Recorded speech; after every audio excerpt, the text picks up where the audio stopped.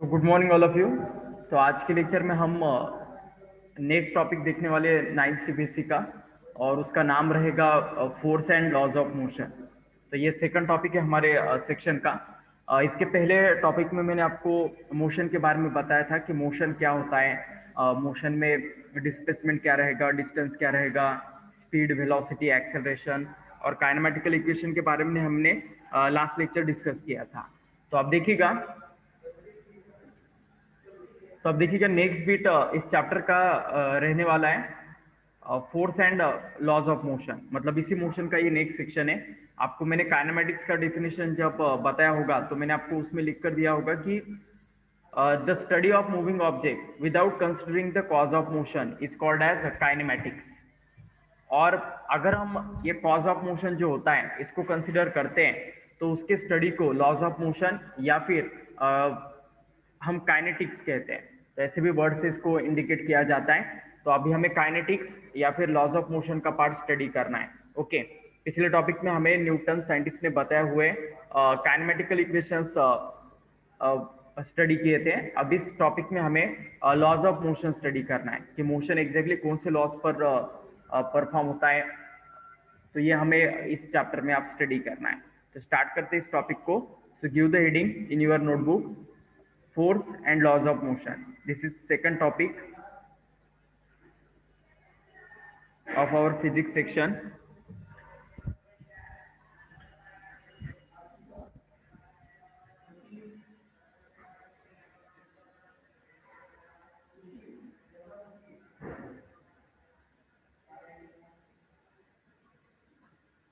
Force and laws of motion.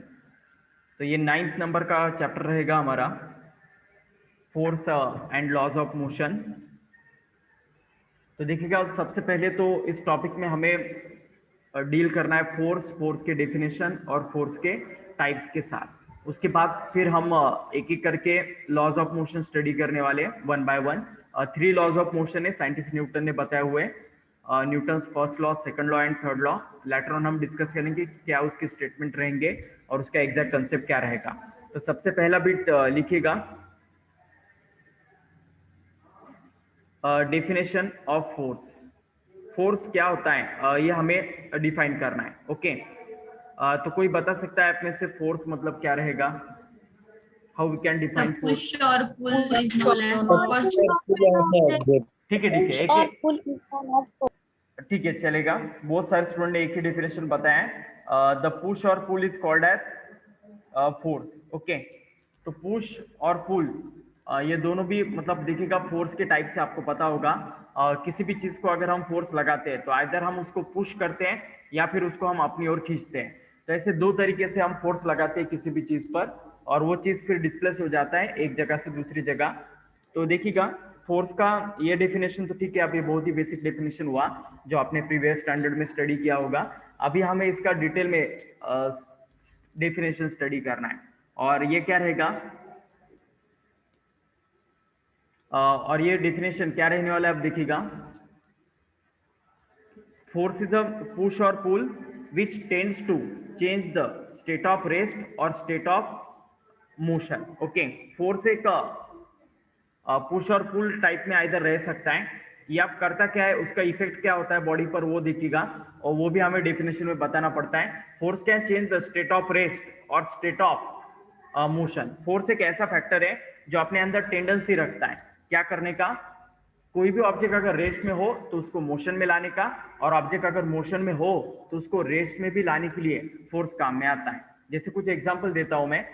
कोई अगर देखिएगा एक टेबल पर अगर कोई एक ब्लॉक रखा है और इस ब्लॉक पर अगर हम फोर्स अप्लाई करते हैं तो वो क्या हो जाता है, डिस्प्लेस हो जाता है एक जगह से दूसरी जगह। ओके, तो ये पहले रेस्ट पर था ऑब्जेक्ट, आफ्टर अप्लाइंग फोर्स ये क्या हो गया, मोशन में आ गया। समझ में आ रहा है? तो कोई भी ऑब्जेक्ट को रेस से मोशन में लाने के लिए फोर्स रिस्पॉन्सिबल होता है। ओके, ठीक है, मैं डेफिनेशन लिख कर देता हूं, पहले समझ लो इसे। ओके, और वैसे ही जब आपको पता होगा कोई क्रिकेट खेलते वक्त आपने देखा होगा कोई प्लेयर क्या करता है, बॉल का कैच पकड़ता है। तो बॉल का कैच पकड़ते वक्त देखिएगा वो अपोजिट डायरेक्शन में फोर्स लगाता है, तो धीरे धीरे बॉल का मोशन क्या हो जाता है, स्टॉप हो जाता है। तो विदाउट फोर्स कभी हम कैच नहीं पकड़ सकते हैं। समझ में आ रहा है? तो हमें कैच पकड़ने के लिए, बॉल के मोशन को स्टॉप करने के लिए फोर्स वहां पर लगता है। Is it okay? तो इस एग्जांपल में क्या समझ में आ रहा है हमें, जो ऑब्जेक्ट मोशन में था तो उसको रेस्ट में ले जाने के लिए हमें फोर्स लग रहा है। और एक एग्जांपल दे सकते हैं हम इसका, जैसे आपको पता होगा साइकिल आप जब चलाते हो तो एट दैट टाइम साइकिल को स्टॉप करना है तो हमें ब्रेक अप्लाई करना पड़ता है। ब्रेक अप्लाई करने से हम साइकिल के टायर्स पर फ्रिक्शन फोर्स एक्सर्ट करते हैं और यही फ्रिक्शन फिर क्या कर देता है, मोशन को स्टॉप कर देता है। तो इससे हमें क्या इंपॉर्टेंट कंसेप्ट समझ में आ गया बच्चों, कि फोर्स एक ऐसा एंटिटी है, force is the type of entity which tends to change the state of rest और स्टेट ऑफ मोशन। ऑब्जेक्ट अगर मोशन में हो तो उसको उसके स्टेट को चेंज करने के लिए, मतलब कि उसका जो कंडीशन, जैसे मोशन से उसको रेस्ट में लाने के लिए हमें फोर्स लगता है, या फिर मोशन रेस्ट से मोशन में लाने के लिए भी ऑब्जेक्ट को हमें फोर्स लगता है। और फोर्स याद रखना एक फिजिकल क्वांटिटी है। Force is the physical quantity which either push और pull tends to change the state of rest और state of uniform motion. Okay, या फिर सिर्फ मोशन कहा तो भी चलेगा। ओके, तो यही डेफिनेशन है फोर्स का, लिखिएगा। Force is the physical quantity. Physical quantity मतलब फोर्स एक ऐसा क्वांटिटी है जो हम मेजर कर सकते हैं। Force is the that type of quantity which we can measure. That's why we are saying that force is a physical quantity. Physical quantity are the quantities which we can measure. तो force भी हम major कर सकते हैं, किस unit में कर सकते हैं ये हम बाद में डिस्कस करेंगे। ओके, तो अभी लिखिएगा, और यही फोर्स का डेफिनेशन आपको एग्जाम में लिखना है। हाँ, न्यूटन में करते हैं, लेकिन लेटर नाम में आने वाला है डिटेल में, तो अभी यहाँ पर नहीं डिस्कस करते, हम लेटर ऑन डिस्कस करेंगे। फोर्स इज अ पुश और पुल which tends to change the state of rest or state of motion। Okay, तो ये डेफिनेशन रहेगा फोर्स का। ओके, फोर्स वेक्टर है, राइट है, मैंने आपको बताया था जब वेक्टर स्केलर पढ़ाया था तब। ओके, लिख लेंगे हम, वो भी है लेटर ऑन। ओके, तो पहले बताओ बच्चों, डेफिनेशन क्लियर हुआ सभी को? फोर्स एक तो yes sir. Yes, sir. Okay, या फिर पुल, यस सर। और वो अपने अंदर एक टेंडेंसी रखता है क्या करने का, ऑब्जेक्ट रेस्ट में है तो उसको मोशन में लाने का, और मोशन में है तो रेस्ट में लेके जाने का। अब इसके बाद देखिएगा बच्चों, नेक्स्ट बीट रहेगा इस टॉपिक का। हाँ बोलो। स्टेट ऑफ हाँ बोलो। क्या है? स्टेट ऑफ रेस्ट और स्टेट ऑफ मोशन है। Okay, okay sir.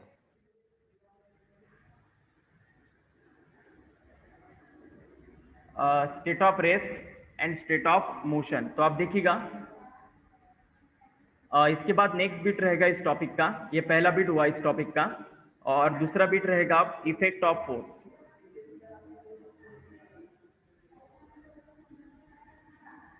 तो फोर्स किसी भी बॉडी पर बच्चों अलग अलग तरीके के इफेक्ट्स करता है, उसका कलेक्शन हमें यहाँ पर देखना है। ओके, बताओ बच्चों, किसी भी बॉडी पर फोर्स एक्ट होता है तो क्या क्या हो सकता है उस बॉडी में चेंज, एक एक करके बताओ।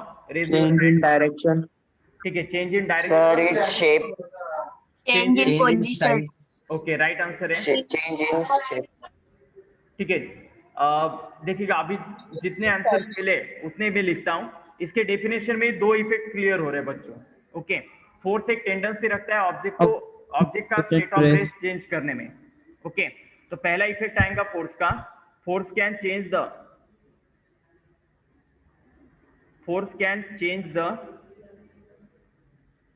State of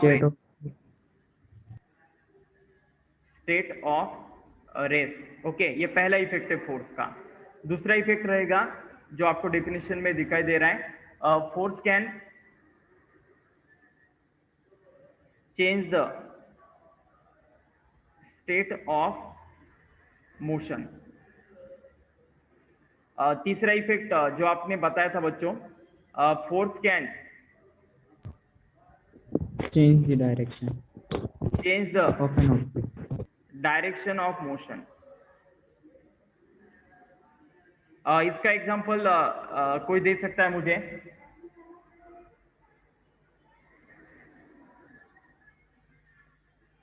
force can change the direction of motion, कोई प्रैक्टिकल एग्जांपल जहां पर आपको ये फील होता है एग्जांपल?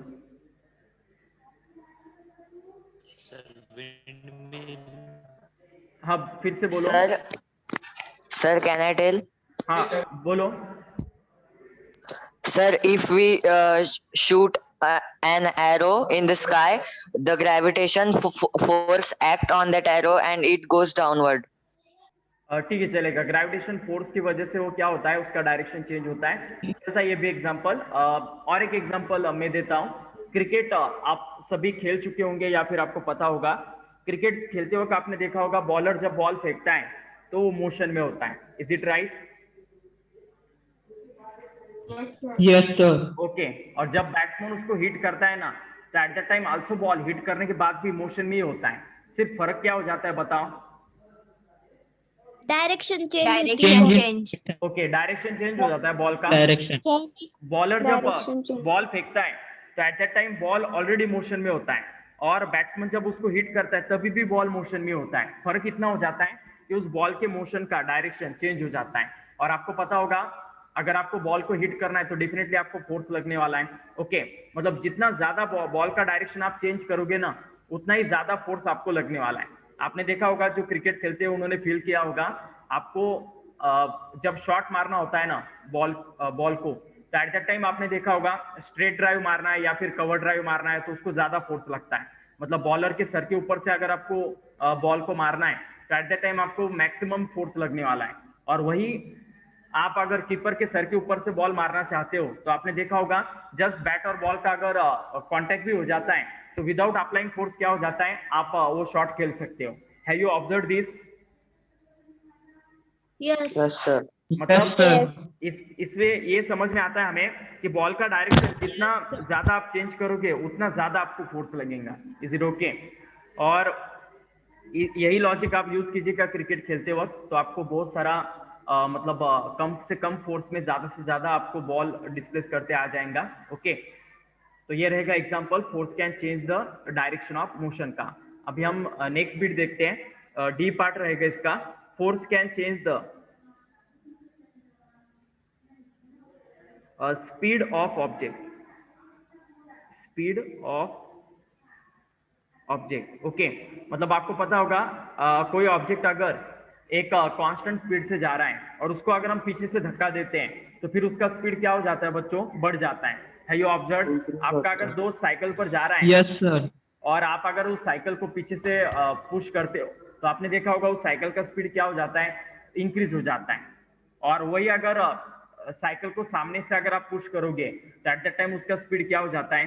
कम हो जाता है। Have you observe this? Okay, Yes, sir. Yes, sir. Yes, sir. Along the motion Yes, अगर sir. आप फोर्स अप्लाई करते हो तो उस ऑब्जेक्ट का स्पीड बढ़ जाता है, और अगेंस्ट द मोशन आप फोर्स अप्लाई करते हो तो एट दैट टाइम उस ऑब्जेक्ट का स्पीड कम होने वाला है। तो यही फोर्स का एक फोर्थ इफेक्ट है, force can change the speed of the object. Okay, without force हम ऑब्जेक्ट का स्पीड चेंज नहीं कर सकते। नेक्स्ट है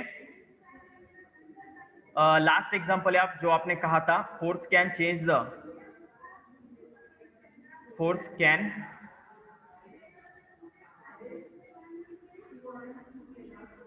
Force can change the shape of an object. change the shape and size of the object. इसका example clay, right answer है। Clay का deformation हम कर सकते हैं after Can applying we force. make roti from dug?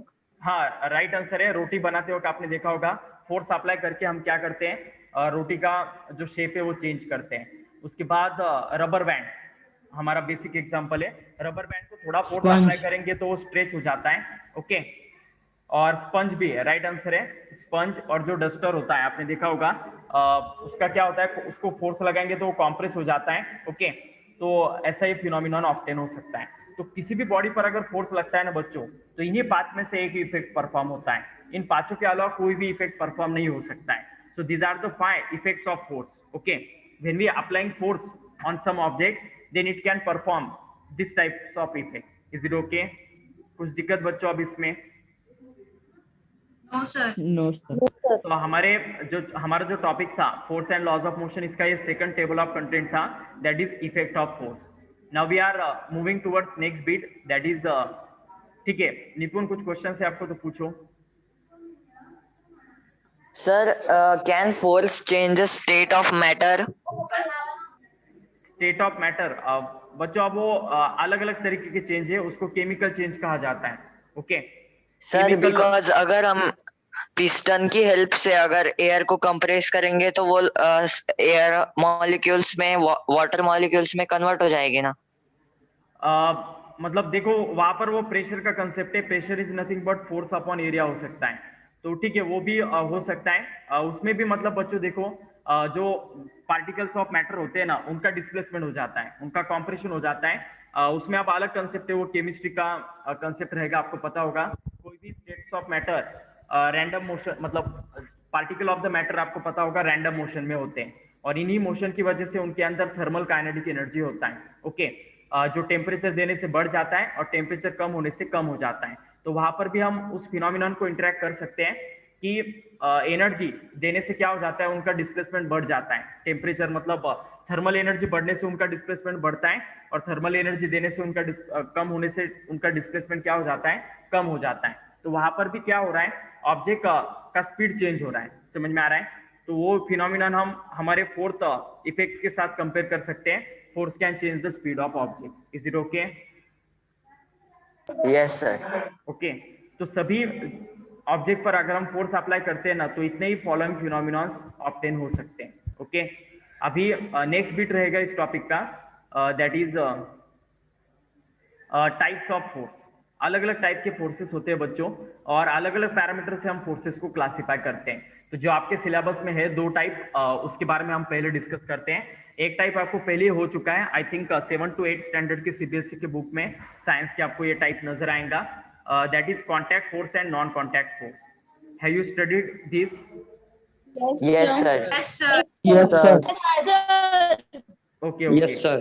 Contact force and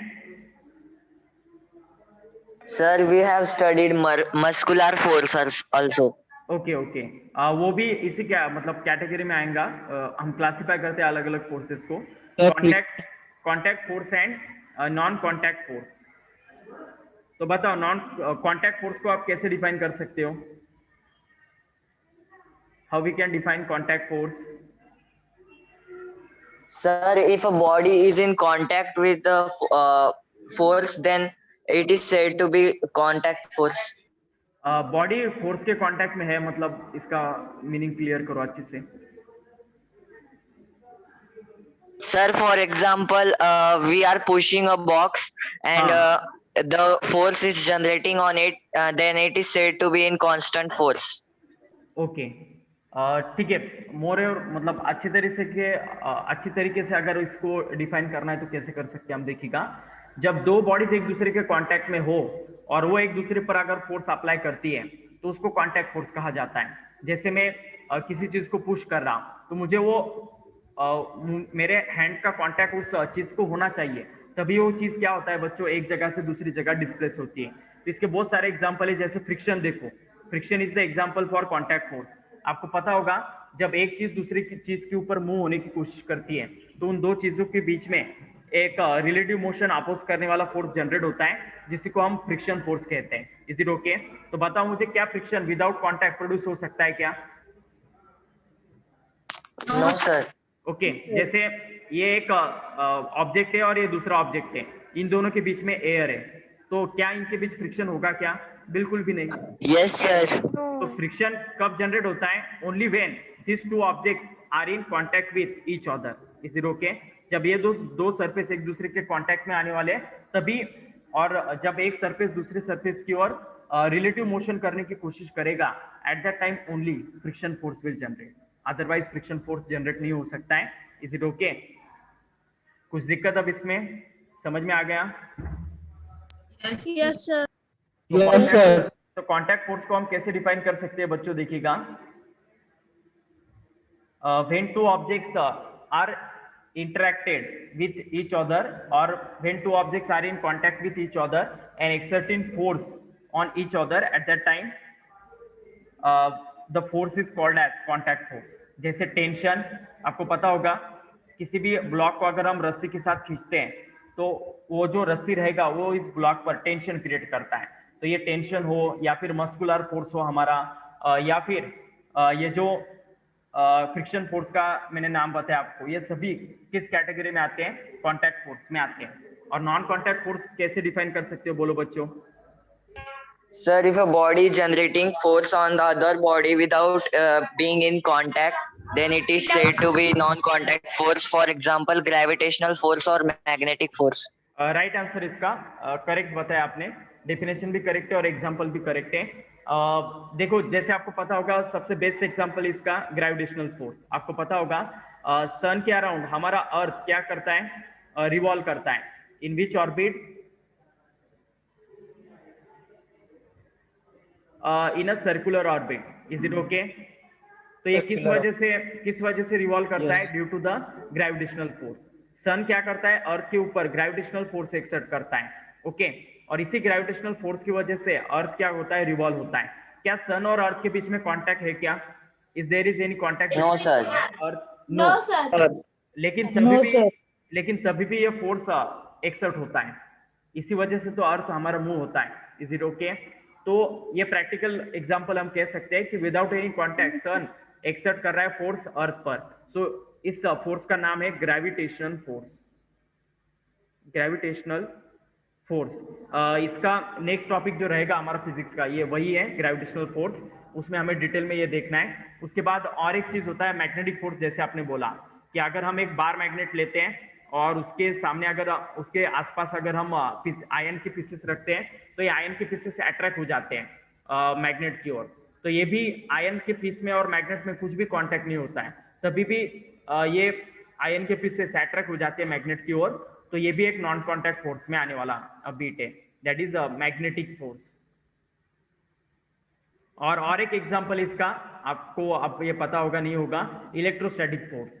nucleus के around electron क्या करता है? रिवॉल्व करता है in a circular orbit. Yes, sir. Okay, तो ये चार्जेस के बीच का फोर्स होता है। Nucleus carries positive charge, electron carries negative charge. Chemistry में आपको इलेक्ट्रॉन एटम्स एंड मॉलिक्यूल्स नाम का टॉपिक है, उसमें आपको एटॉमिक स्ट्रक्चर अच्छे से क्लियर हो जाएगा। उसमें फिर आपको पता चलेगा कि इलेक्ट्रॉन क्या होता है, प्रोटॉन क्या होता है।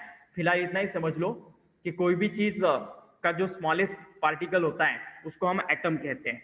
और ये एटम के अंदर प्रोटॉन मतलब न्यूक्लियस के अंदर रहते हैं। ये जो छोटा जगह होता है एटम का, इसको न्यूक्लियस कहा जाता है, which carries positive charge and electron are revolving in a circular orbit around this nucleus. Okay, so this electron carries negative charge, so there is a force of attraction between positive charge and negatively charge electron. तो ऐसा जो charges के बीच में force होता है उसको electrostatic force कहा जाता है। Is it okay? तो क्या कहना है इसको? Static force. तो ये इलेक्ट्रोस्टैटिक फोर्स भी किसका एग्जांपल हुआ? Non Non-contact. Contact force. तो नॉन कॉन्टैक्ट फोर्स के force. तीन एग्जांपल्स है जो मैंने अभी आपको लिखे हैं, magnetic force, gravitational force and electrostatic force. Is it okay? सभी को समझ में आ गया contact force, non contact force? इसका Yes, sir. डेफिनेशन Yes, लिखकर sir. देने की जरूरत है इसका? No, sir. Sir, frictional force. हाँ बोलो। Sir, frictional force. Frictional force, friction force इसमें आता है ना कॉन्टैक्ट फोर्स में। ओके, उसका डेफिनेशन लिखकर देना है क्या? Sir. Yes, sir. ओके, तो लिख लो फ्रिक्शन फोर्स का, लेकिन उसको अलग से लिखो। इसमें लिखोगे तो उसका कुछ आपको मीनिंग नहीं रहेगा। ओके, फ्रिक्शन फोर्स लिखना है तो लिखिएगा the force which oppose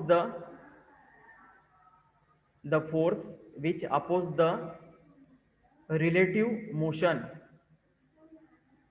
the force which oppose the relative motion between, the force which oppose the relative motion between two surfaces in contact, between two surfaces in contact, between two surfaces in contact with each other, between two surfaces in contact with each other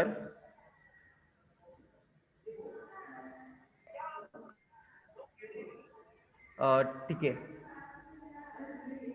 the force क्या कहा है मैंने, एक बार read कीजिएगा। The force The which force which opposes the relative motion between two between- surfaces in contact with each other. Is called friction force. Okay, तो इसी को friction force कहना है हमें। ठीक है, फ्रिक्शन फोर्स का भी कंसेप्ट है समवॉट हमें इस टॉपिक में। इस टॉपिक के एक दो न्यूमेरिकल्स दिए हैं, एक रेलवे ब्लॉक का दिया है, तो उसमें है ना बच्चों ये कंसेप्ट है फ्रिक्शन का, तो उसमें मैं बताऊंगा आपको लेटर ऑन, वो न्यूमेरिकल हम डिस्कस करेंगे। ओके, कांटेक्ट फोर्स का और नॉन कांटेक्ट फोर्स का डेफिनेशन लिखना है तो लिख लो।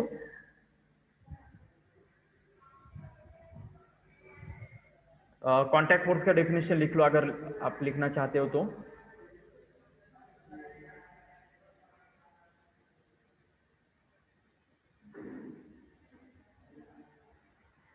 The force between two objects in contact, the force which exists, एक मिनट रुकिएगा,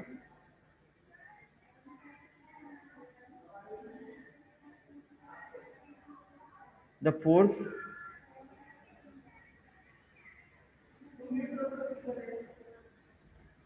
which exists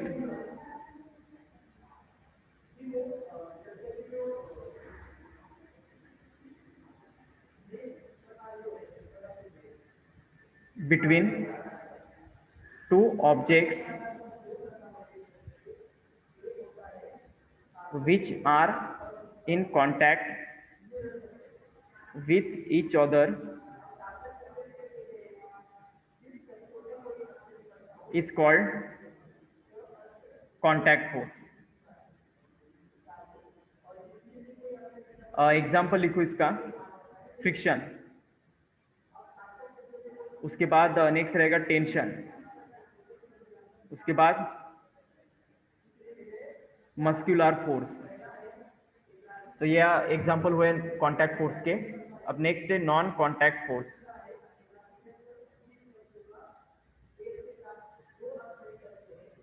तो नॉन कांटेक्ट फोर्स देखिएगा बच्चों अब क्या रहेगा,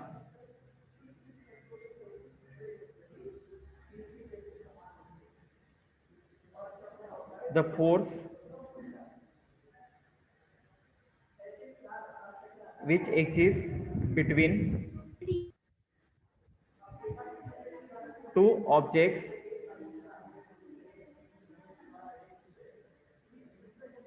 which are not in contact with each other is called as non-contact force।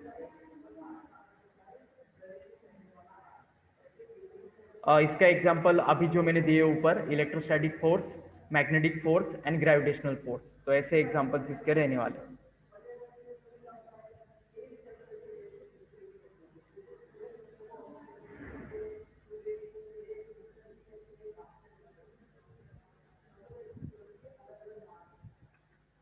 Okay, bit clear हो गया बच्चों ये सभी को? Yes, sir. ओके, अभी देखिए बच्चों, Yes, sir. एक इंपॉर्टेंट क्लासिफिकेशन है फोर्स का जो हमें इस टॉपिक में लगने वाला है, और वो रहेगा balanced force and unbalanced force.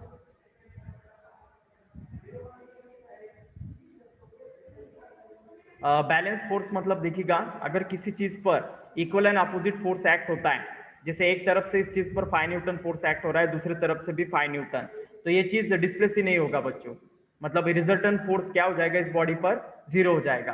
तो ऐसे फोर्सेस को बैलेंस्ड फोर्स कहा जाता है। Okay, if equal and opposite forces are acts on the object, then अब ये देखो बच्चों, डिस्प्लेस ही नहीं होगा, अपनी जगह से ही नहीं हिलने वाला है। नो डाउट इसके ऊपर फोर्स लग रहा है, लेकिन ये कोई भी इफेक्ट ऑफ फोर्स शो नहीं करेगा, ना ही ये मूव होगा, ना ही ये रेस्ट में जाने वाला है, ना ही इसका डायरेक्शन चेंज होने वाला है, ना ही इसका शेप चेंज होने वाला है, क्योंकि इसके ऊपर कौन सा फोर्स एक्ट हो रहा है बच्चों, बैलेंस फोर्स। ओके, तो बैलेंस फोर्स जब ऑब्जेक्ट पर एक्ट होता है तो ऑब्जेक्ट कोई भी इफेक्ट ऑफ फोर्स शो नहीं करता है। ओके, और अनबैलेंस फोर्स इसका उल्टा रहेगा, if unequal forces are acts on the object. जैसे एक तरफ से इस ऑब्जेक्ट पर 10 न्यूटन फोर्स एक्ट हो रहा है और दूसरी तरफ से 1 न्यूटन एक्ट हो रहा है। बताओ बच्चों ऑब्जेक्ट किस डायरेक्शन में जाएगा, लेफ्ट या right? Left, sir right. Right direction में। राइट डायरेक्शन में जाने वाला है। ओके मतलब Left. ठीक है, आप लेफ्ट राइट में कंफ्यूज हो रहे हो तो एक सिंपल वे से Right. बताता हूँ, 10 न्यूटन के डायरेक्शन में जाने वाला है। इस ऑब्जेक्ट पर रिजल्टेंट फोर्स कितना एक्ट होने वाला है बच्चों, 9 न्यूटन। ये 1 न्यूटन अपोजिट डायरेक्शन में एक्ट कर रहा है तो इस वजह से ये 10 न्यूटन को रिड्यूस करेगा। तो रिजल्टेंट जो इफेक्ट होगा इसका फोर्स का, वो कितने फोर्स की वजह से होगा, 9 न्यूटन। और ये ऑब्जेक्ट अब डेफिनेटली मूव होने वाला है, कुछ ना कुछ इसके अंदर इफेक्ट ऑफ फोर्स शो होने वाला है। तो जब ऑब्जेक्ट पर बैलेंस फोर्स एक्ट होता है ना, तो कोई भी इफेक्ट ऑफ फोर्स शो नहीं होता है, लेकिन अनबैलेंस फोर्स जैसे एक्ट होता है तो object effect of force show करता है। समझ में आ गया? कुछ दिक्कत अब इसमें? No, sir. Okay No, sir. Okay, तो ऐसे बीट रहेगा तो लिखिएगा बैलेंस फोर्स का definition, balanced and unbalance force. तो बैलेंस फोर्स का डेफिनेशन लिखिएगा, if equal and opposite forces acts on object, then the force is called balance force.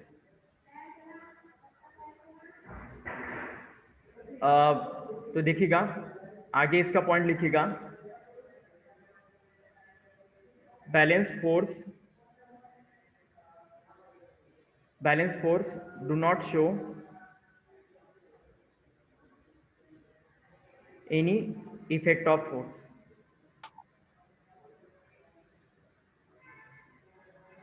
Okay आ गया समझ में बच्चों यहां तक?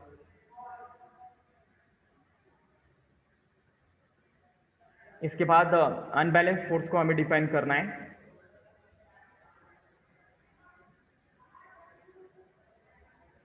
If unequal forces acts on object, then object show effect of force. These forces are called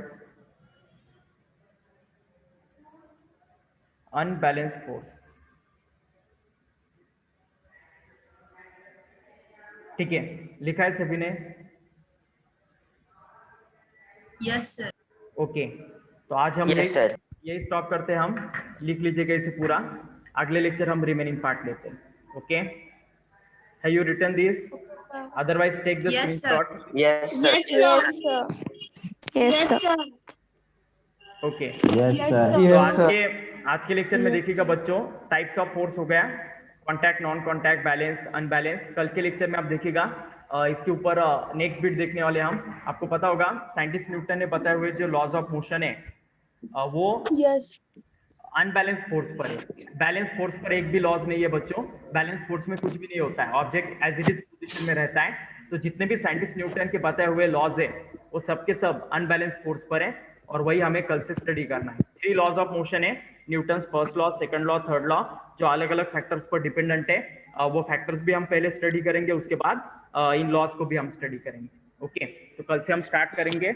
इसका NCERT के book में आपको जितना बिट मिलेगा उतना रीड करके रखना।